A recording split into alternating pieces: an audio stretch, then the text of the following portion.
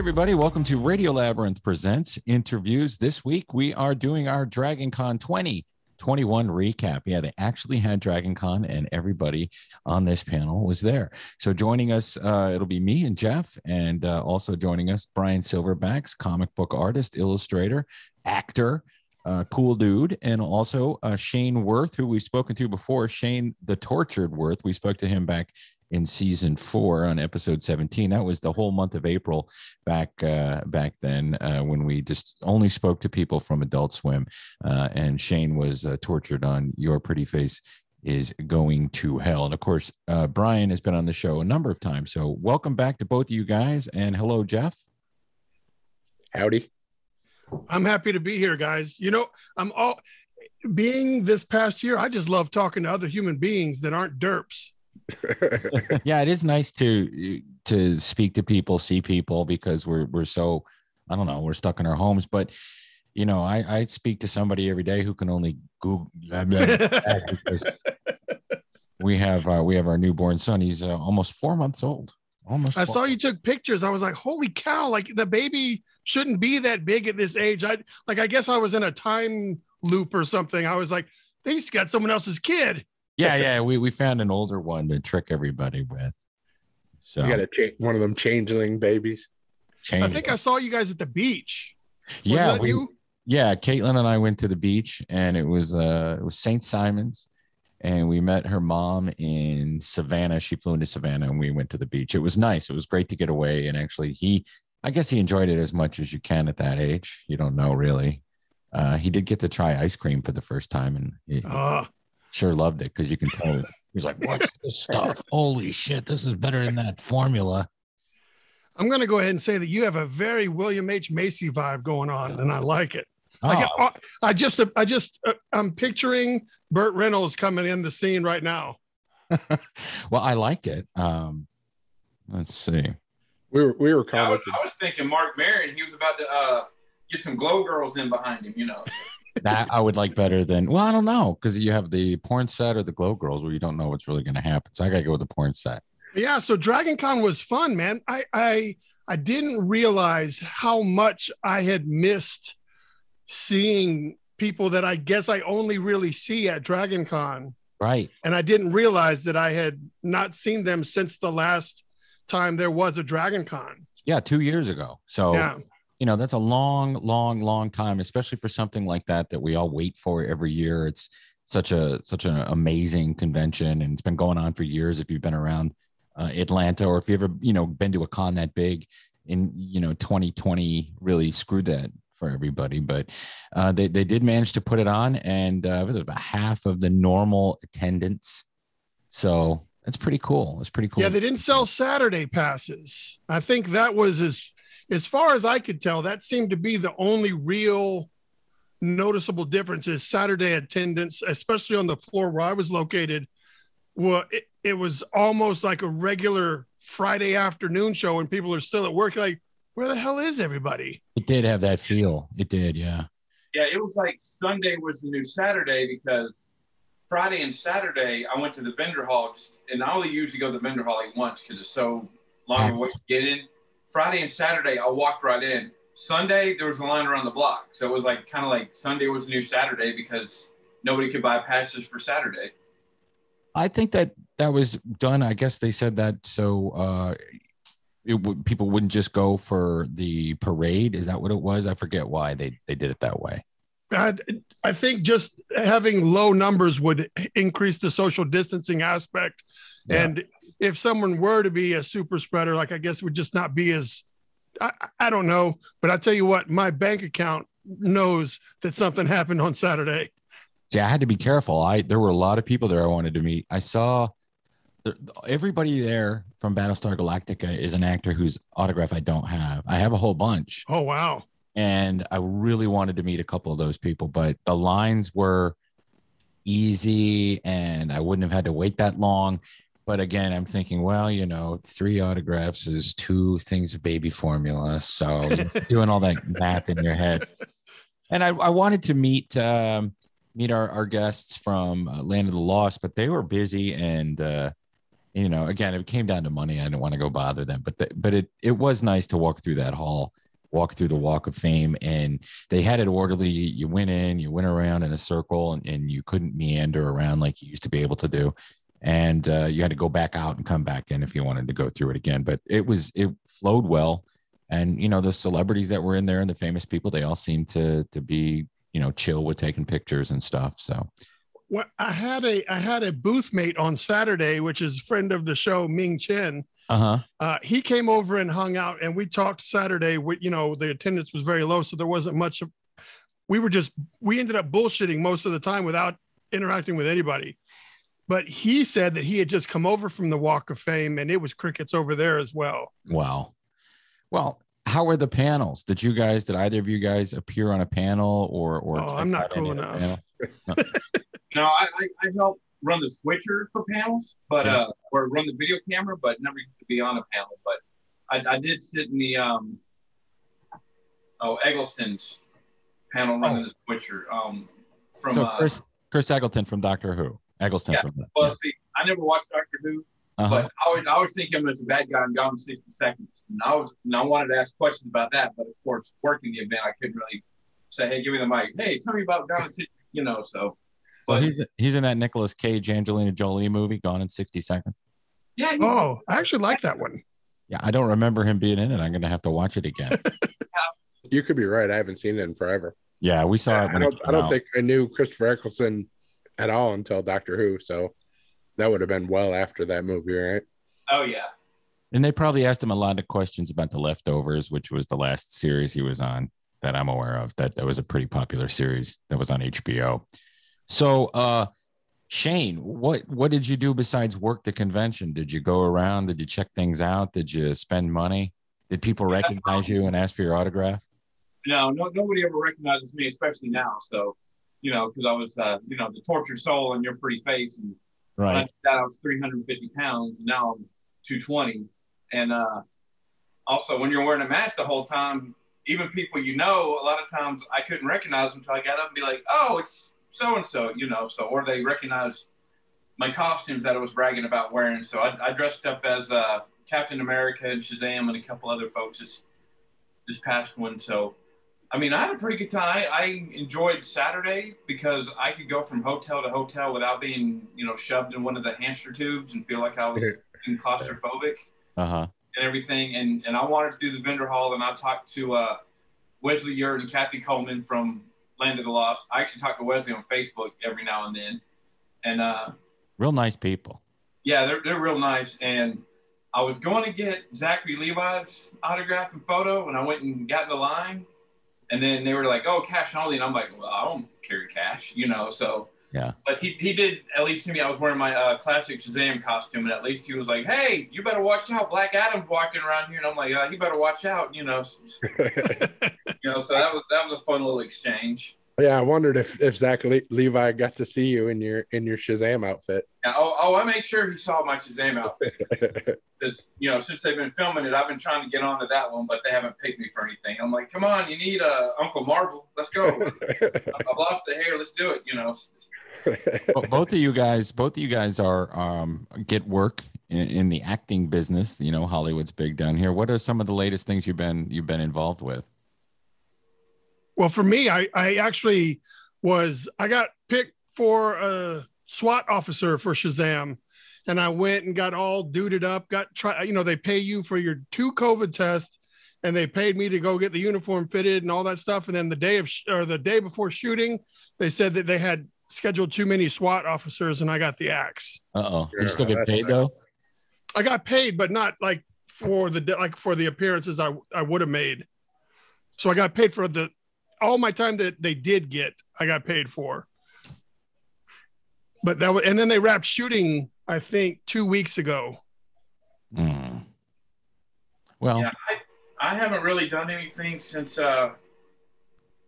season 4 of Your Pretty Face because, COVID hit, and then they started doing stuff again. But I work a regular full-time job. I just do it, basically for fun, and if I can get more than just hey, walk behind that guy, I'll take time off and do it. But I put in for one or two things which they were going to use me on, but the biggest problem is to say it filmed on a Friday.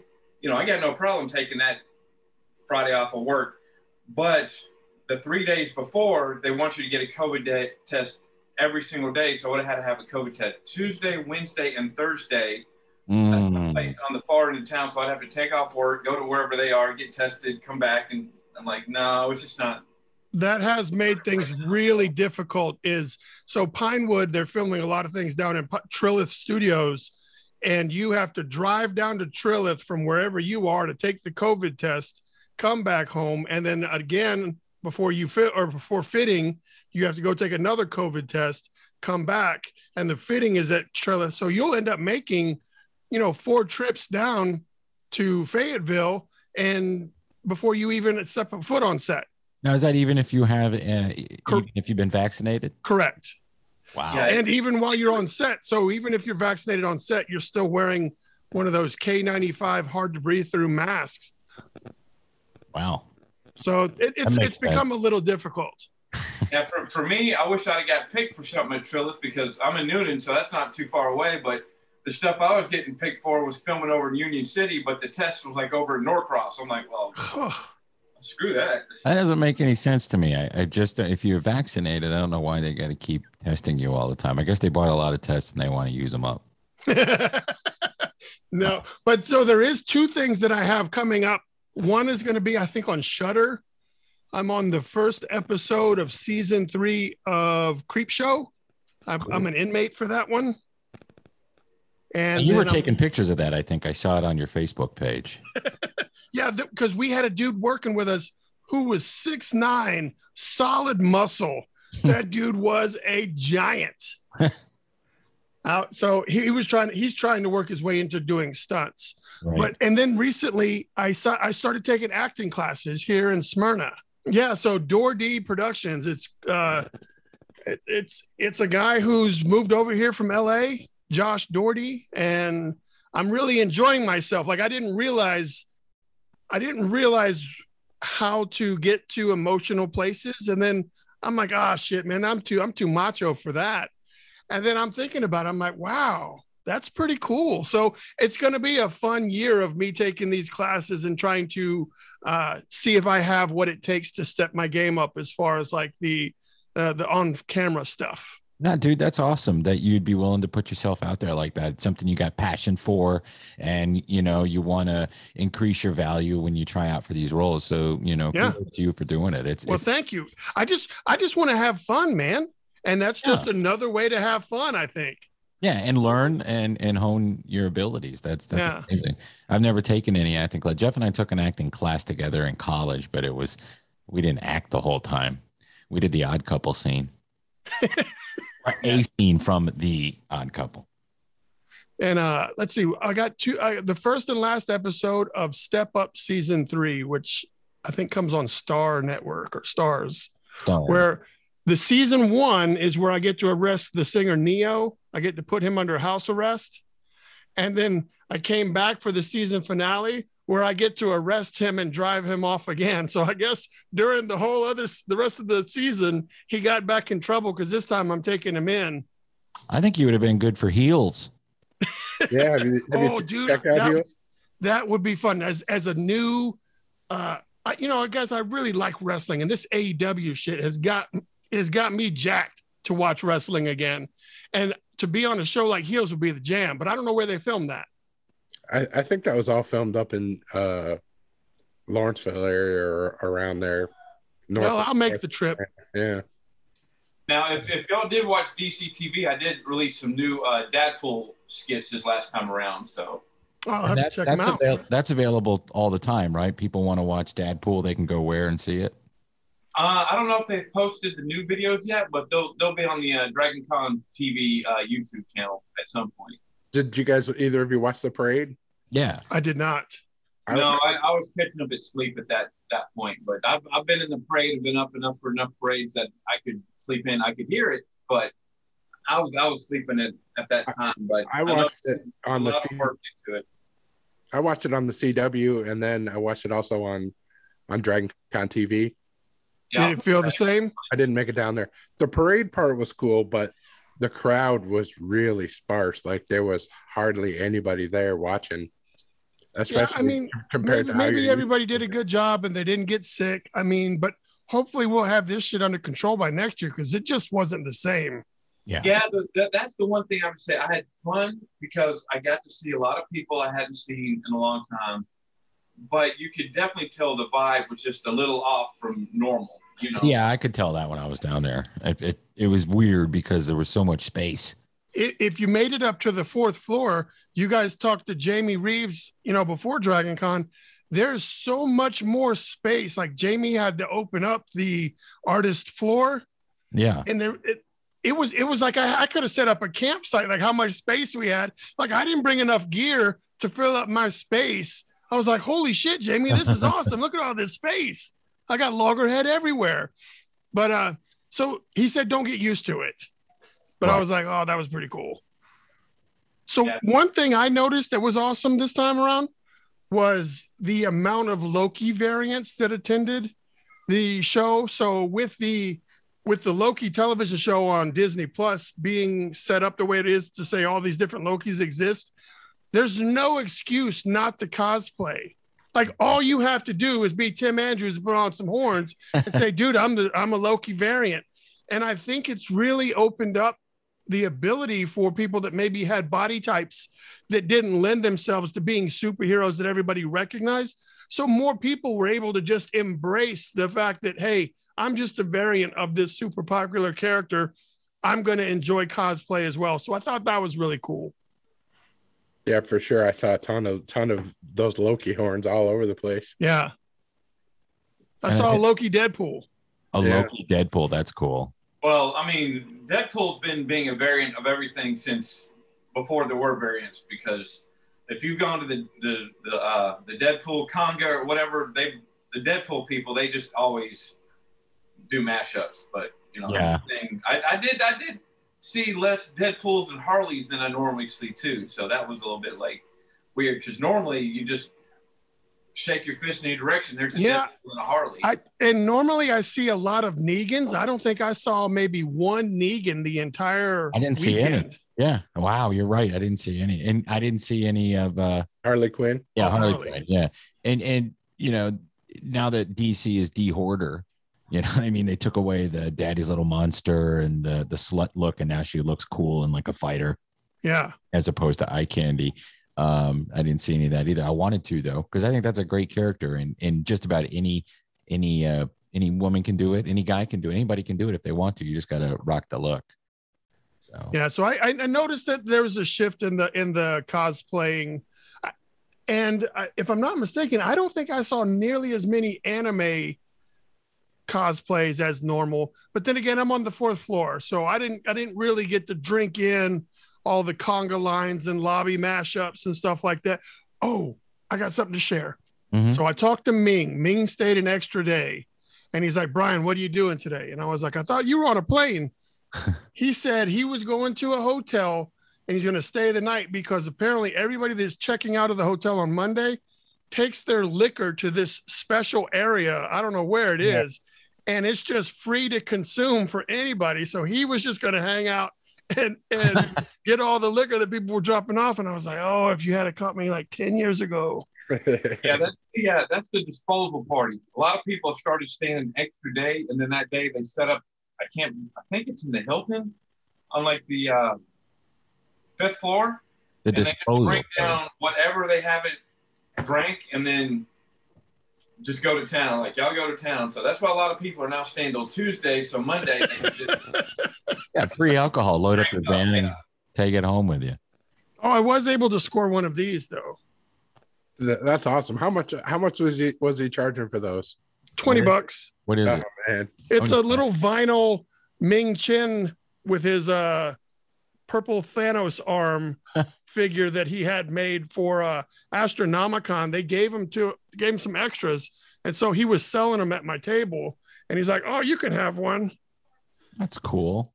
I would have liked to have got down there on Saturday and grabbed one of those. Well, you got to message me, man, because not only that, not that it does anybody any good, but I had an extra pass the whole weekend. Dang. Yeah, it was tough this year for a couple of Radio Labyrinth. Just it was tough to get down there. I was expecting an after. When Ming came up, I was like, are Tim and Jeff, are they doing anything after hours this time? Or I was kind of. Next year, I want to host if we can, like do a podcast recording there. You think we can do that, Jeff? We'll ask. We're going to talk. Yeah, I think we probably would have been allowed to this year, but I just didn't really want to. I didn't want to have to ask somebody to come when it might be uncomfortable, to right. be in a close space like that and be face-to-face recording and have to wear masks during the recording. It is a little weird now. It is a little weird with that. Probably separate you with plexiglass in each one, and y'all be in your own little plexiglass Coke booth, So. Yeah, I don't think they had a setup like that where we could have done it, but we could have tried to figure something out. But yeah, hopefully by next year things will be better. Oh, so they had John Romita Jr. Upstairs, Chris Claremont, Joe Rubenstein. I was like, holy cow! And Chris Claremont had a new variant cover for Wolverine #1 that only he had made for himself. So I ended up picking up one of those exclusive Chris Claremont Wolverine #1s. Now, is it a print or it's a drawing that he did? No, it's a reprint of the comic book of the old Frank Miller book. Oh, yeah. Okay. Wow. So instead of Wolverine with his claws doing the come here, it's a different cover that he had commissioned. So I got him to sign it, and I got Joe Rubenstein to sign it. Damn, that's awesome. Do you have any final thoughts on Dragon Con and what you might be looking forward to next year? For me personally, I'd like for Jamie to kind of keep a little bit of the space. I really enjoyed how much space we had up there. Other than that, I just hope that people show up and they haven't forgotten about upstairs next year. But I had a lot of fun. I'll go every year until they tell me not to come. Did you make any money at all? I broke even on the whole weekend, which still isn't great. But no, it's not great. Next year, I'm going to switch my presentation up to be 100% all Kara Prime, all Loggerhead. So that way people will want to come up and ask me more about what I have going on personally, because at that point I'll have like 6 issues done. Right. Well, give a plug. Oh, KeraPrime.com, KERRA Prime.com. And Shane, do you have any final? Did you give blood, by the way? I did. I've got O positive, so they're always right for my blood. So that was the first thing I did, because the lines were really short the very first day I was there. So I don't know how they got later on, but I gave down there and gave blood and did what I had to do. And I mean, I had a blast, and I'll keep going to Dragon Con as long as there is a Dragon Con, and hopefully by next year things will be back to a little bit more of what it used to be, is what I'm hoping. So it was kind of nice only having 40-some thousand people there.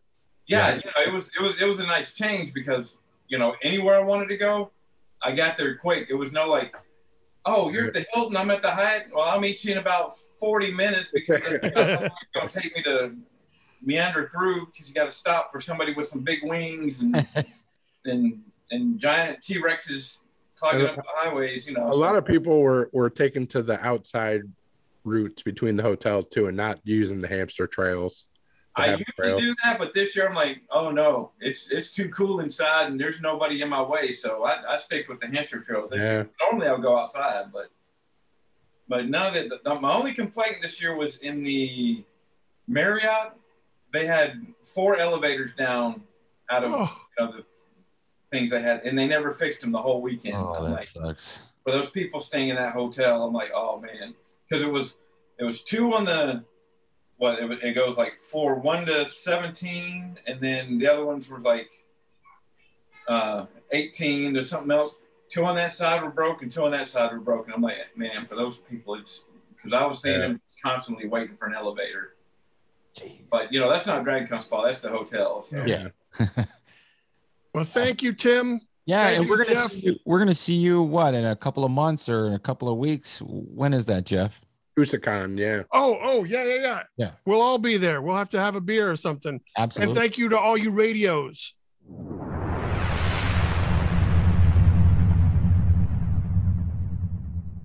All right, joining us now in our recap episode, Radio Labyrinth Presents Interviews, is Mr. Dan Carroll. You all know Dan Carroll. He was on a couple weeks ago. He is DragonCon's Director of Media Engagement. Now let's talk about the success that was DragonCon 35. It was successful.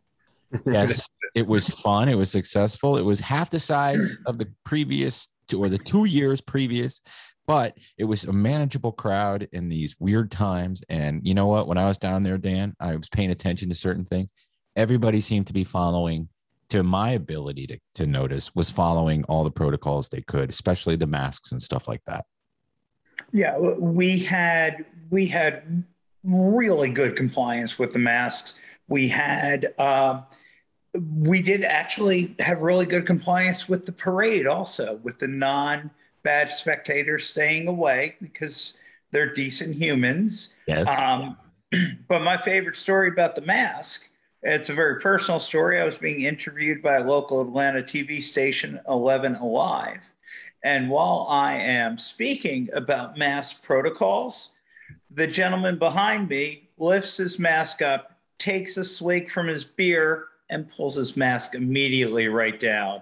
And we didn't know who he was. I had no idea that was happening. But to watch that was a DragonCon crowd. We wanted to be safe. We wanted to do things fine. There was very little shenanigans. I mean, fun shenanigans happened. Lots of it. There was very few shenanigans that we need to get security involved. The bad shenanigans. Shenanigans. Shenanigans. 42,000 people. I guess that's the official total that I'm seeing. That is 42,000.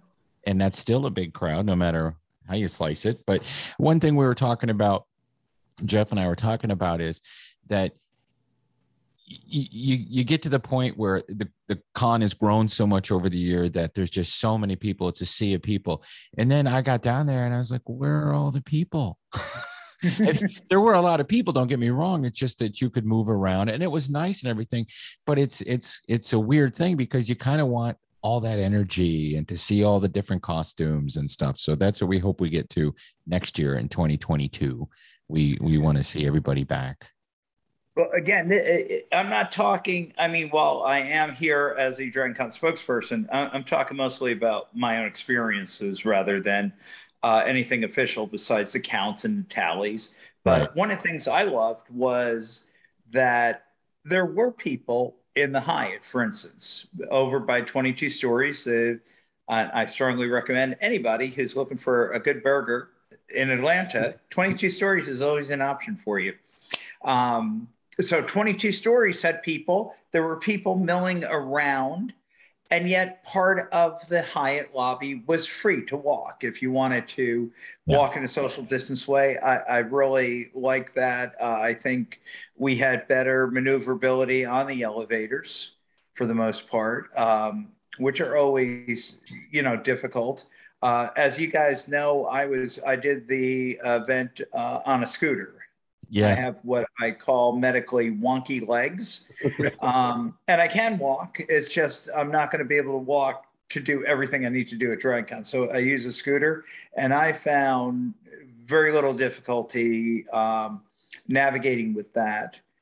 So it was a little bit thinner crowds. I mean, half the people of the last time we had DragonCon in person, but still there were crowds there, and the events were full. I mean, gosh, I had a 1 o'clock panel on Monday that I sat on, and my anticipation walking across to the Marriott to be on this panel was, we're going to have 8 people. And I walked in and I thought they still had the previous panel in there because it was filled. I was just late. And but yeah, but the seating was reduced for everything, 2/3 capacity for all the seating. And they were not allowing standing room only once that seating was filled. Well, it did seem like there were good lines of people, socially distanced, of course, but it did seem like there were good lines of people waiting to get into some of the events. And I thought that was cool. I did a lot of people watching this year, and I did go through the Walk of Fame is my usual beat line when I get there. But I just wanted to observe and it was cool. People were having fun, and you could sit outside and watch the people walk by. That's always been my favorite thing to do. Now I like going to panels and meeting celebrities, but I just like to people watch and see how much fun other people are having, and kids are there with their parents, and it's just a great time. And I'm glad that I went down. A lot of people were wearing masks outside too, which is above and beyond protocol. Oh yeah.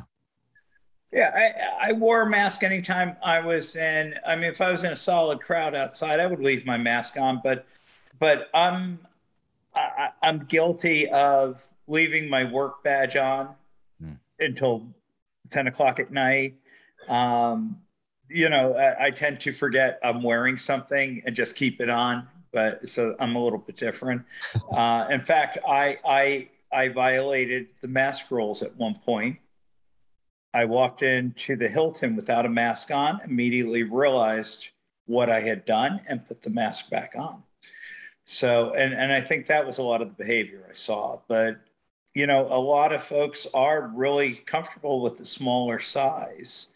And, Dragon Con does a juggling act to make sure that the prices are kept at such a point where we can allow people who may not have $400 to spend on a convention pass to come to Dragon Con, while at the same time we have had increases over the years to kind of curtail that giant explosive growth. Well, you have to balance it, and the thing that keeps it cool is that it's still downtown. You're not stuck in a giant convention center, right? And any place that has a convention center can hold a convention. We have downtown Atlanta, and it's hotels, and it's walking, and it's interacting, and it's seeing other people, and then we also have other things going on. The football crowd and the Pride crowd. Everybody was mingling, and it looked like a good time. People were having fun. I heard very few complaints. So while you were there, Tim and Jeff, did you get involved in any of the new cults that formed this year? No, I didn't join any new cults, but tell me, what were they? The first was the Cult of John, returning from 2019. I saw the shrine, which was not in the correct spot, but they actually put 2 shrines up. Oh, did they? Okay. Yeah, one was between the food courts and the Marriott in that walkway, and one was between the Hyatt and the Marriott in that walkway. And that one of the shrines, or maybe both of them, were finally removed. And the next morning, there was a shrine to the Evergreen ship that got caught in a Suez Canal. I saw that. I saw that. Did you hear anything from any of the celebrities about how the Walk of Fame was with the plexiglass and the distancing and stuff? Were they okay with it?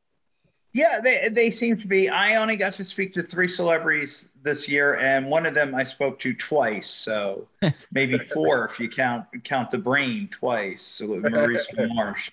But I had friends who were on the Walk of Fame who were never there when I walked through, and just for the record, when I get somebody's autograph in the Walk of Fame, I also pay them for their effort and time, and this year more than ever.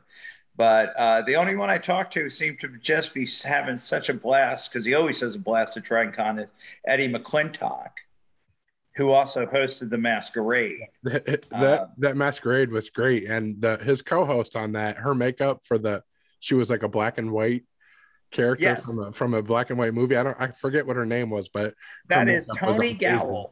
And I'm going to throw out, Tony Gowell is not only one of Dragon Con's premier presenters, managing, he basically gets stuck with any panel where they have big guests and they don't have somebody designated specifically for that guest.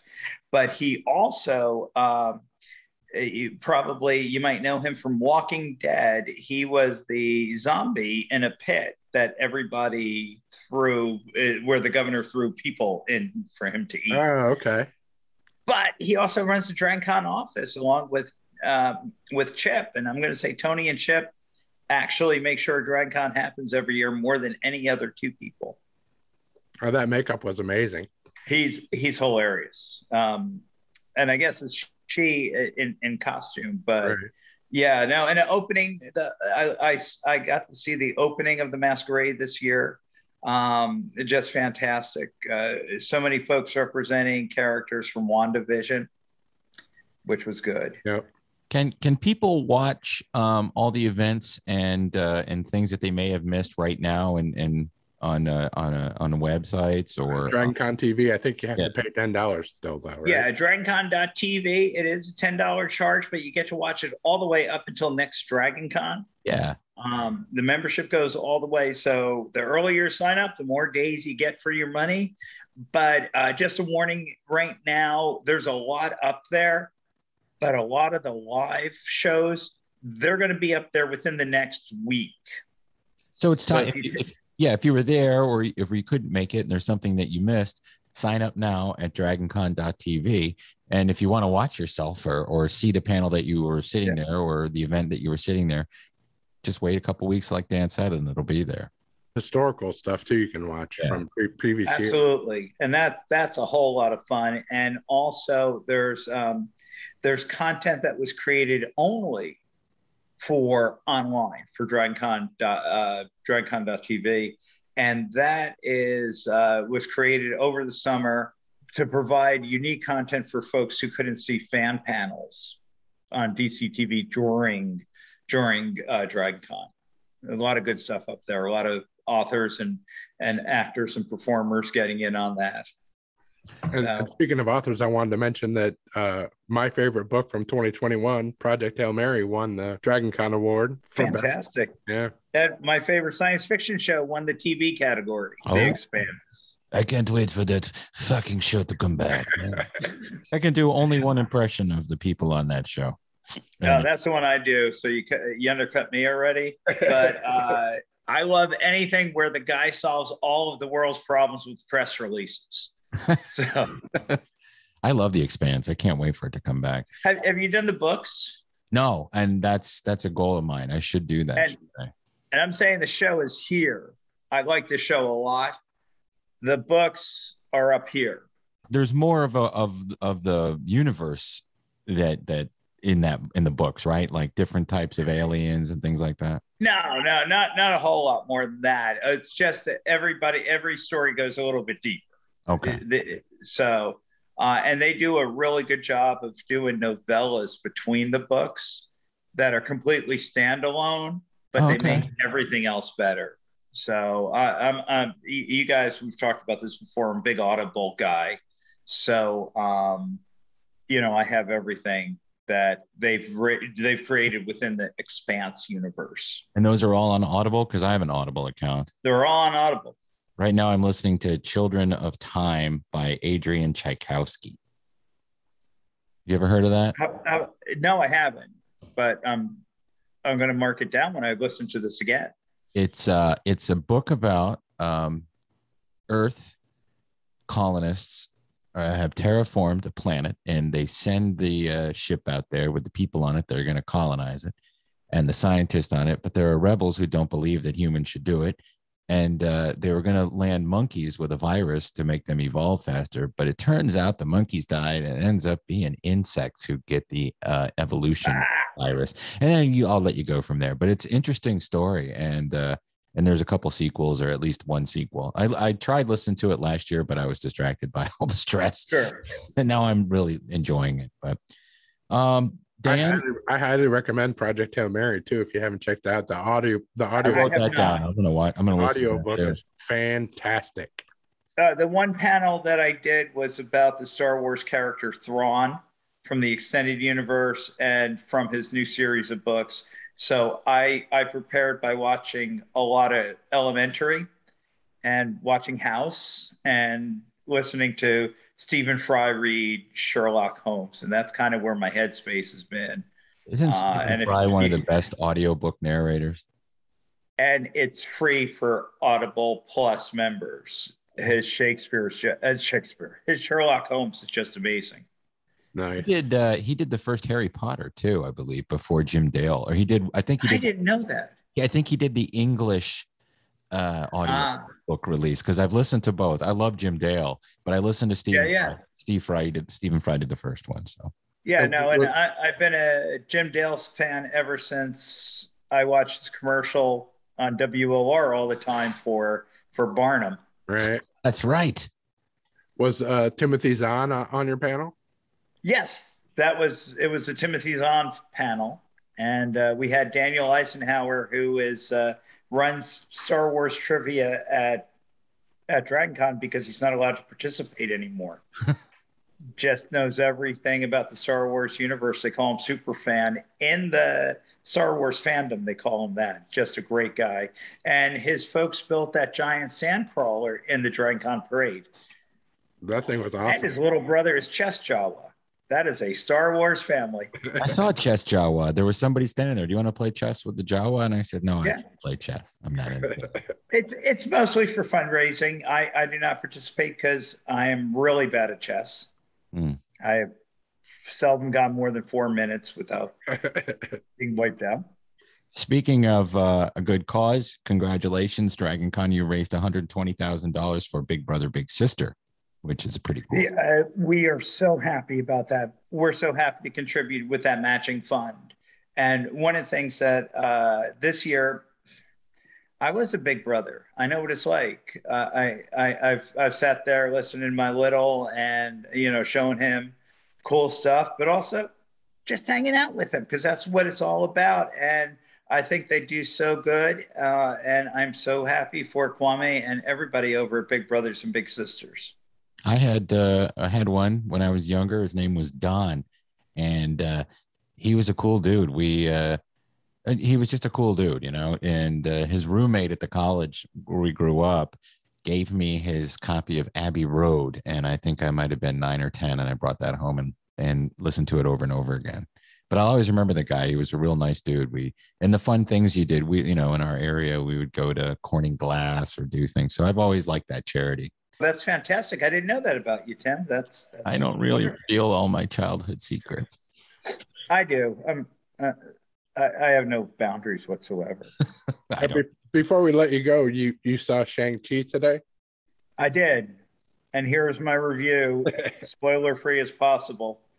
I have long wanted to see both a Dragon Ball Z movie and an Avatar: The Last Bender movie that was fantastic. What Shang-Chi gave me was characters I really cared about before any fighting took place. Aquafina as the comic relief who ends up with a very serious role was just unbelievable. And I tend not to take her seriously because I associate her with Aquafina from BoJack Horseman. Right. But everybody, Lou, Michelle Yeoh, everybody just put in amazing performances, and it was definitely within the Marvel universe. That was very clear. They kept going back to it, but it created its own mythology, its own legends. And as somebody who read comic books in the 70s and didn't really care for kung fu comic books in the 70s, to watch this reimaged, it was just a really fun movie that was really well crafted. That's all I'll say. And there were plenty of surprises in it for me. So go see it. I definitely. Jeff, I'm going to reach out to you about going with you to see it next weekend, but we'll do that offline. Well, how was the theater experience? Oh, I have. So during the pandemic, I went to 2 private viewings, and since like January of this year, I've gone to the theater, the movies, not the theater. I've gone to the movies 3 times, counting today, not counting private movie. Where somebody spends $300 and rents out the theater, and I have had no problems with it at any point. I keep masked until I realize that I'm going to be sitting 10 to 15 feet away from other people, and then I'm comfortable taking the mask off. Everybody, the customer service is really good now because everybody knows they got to try harder. Oh, yes. And I was able to see the movie in IMAX in a theater with 40 people. Wow. Where? Which theater? I went to Kennesaw 24. And let me shout out for my main theater for the past 10 years has been AMC 15 Parkway Point. I love that. By Cumberland Mall. But now I live out in the boondocks, closer to Alabama. No, closer to Tennessee, it feels, to Midtown. Well, maybe I can sneak out and go with you if you guys go see it again. Yeah, please do, Tim. Definitely. And I haven't had popcorn from a movie theater in 2 years, almost. It was really good. I bought a medium or large popcorn to share with my seatmate, who's a DragonCon. I went with somebody who does a lot of costuming for me at DragonCon. This is my way of thanking her for showing up at 7 a.m. on Friday at DragonCon in a really good costume. But but she didn't need anything. So yeah. But if with 3 of us, we can knock that out. I'm just saying. We can knock out 2 larges, maybe. I don't like to share. Anyway. All right, DragonCon will return to Atlanta in 2022. The Labor Day weekend is September 1st through September 5th. And we hope that if you couldn't make it this year, things will go back to at least some semi-normal way of being in the fall of 2022, and we can all get together and see each other. And Dan, thank you as always for coming on the show. Thank you very much, Tim and Jeff. We will talk to you soon. Adios, guys. Bye.